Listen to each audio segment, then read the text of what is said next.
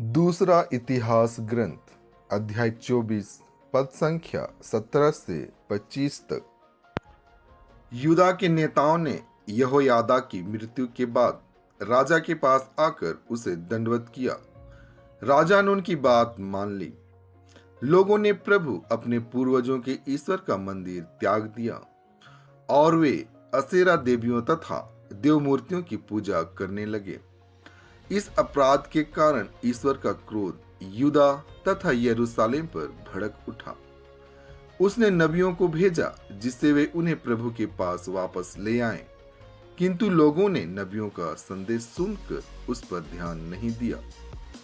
ईश्वर के आत्मा ने याजक यहोयादा के पुत्र जकरिया को प्रेरित किया और उसने जनता के सामने खड़ा होकर कहा, ईश्वर का यह कहना है, तुम लोग क्यों प्रभु की आज्ञाओं का उल्लंघन करते हो?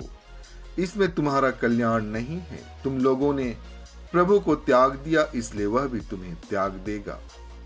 इसके बाद सब लोगों ने मिलकर उसका विरोध किया और राजा के आदेश से उसे प्रभु के मंदिर के प्रांगण में पत्थरों से मार डाला।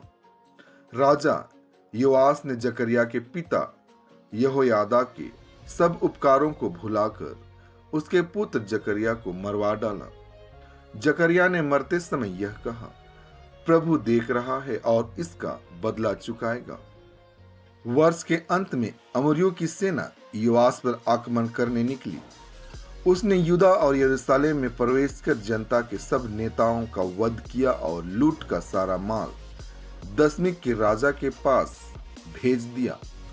अरामी सैनिकों की संख्या अधिक नहीं थी, फिर भी प्रभु ने एक बहुत बड़ी सेना को उनके हवाले कर दिया, क्योंकि उन्होंने अपने पूर्वजों के प्रभु ईश्वर को त्याग दिया था। योआस को भी उचित दंड भोगना पड़ा जब अरामियों की सेना योआस को घोर संकट में छोड़कर चली गई।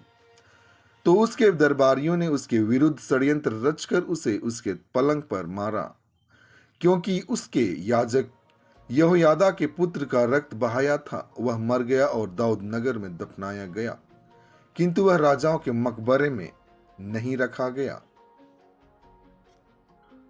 संत मती आज का पवित्र सुसमाचार अध्याय 6 पद संख्या 24 से 34 तक। कोई भी दो स्वामियों की सेवा नहीं कर सकता। वह या तो एक से बैर और दूसरे से प्रेम करेगा, या एक का आदर और दूसरे का तिरस्कार करेगा। तुम ईश्वर और धन दोनों की सेवा नहीं कर सकते। मैं तुम लोगों से कहता हूं, चिंता मत करो, न अपने जीवन निर्वाह की कि हम क्या खाएं और न अपने शरीर की कि हम क्या पहने। क्या जीवन भोजन से बढ़कर नहीं और क्या शरीर कपड़े से बढ़कर नहीं? आकाश के पक्षियों को देखो, वे न तो बोते हैं, न लूनते हैं और न बखारों में जमा करते हैं, फिर भी तुम्हारा स्वर्गीय पिता उन्हें खिलाता है।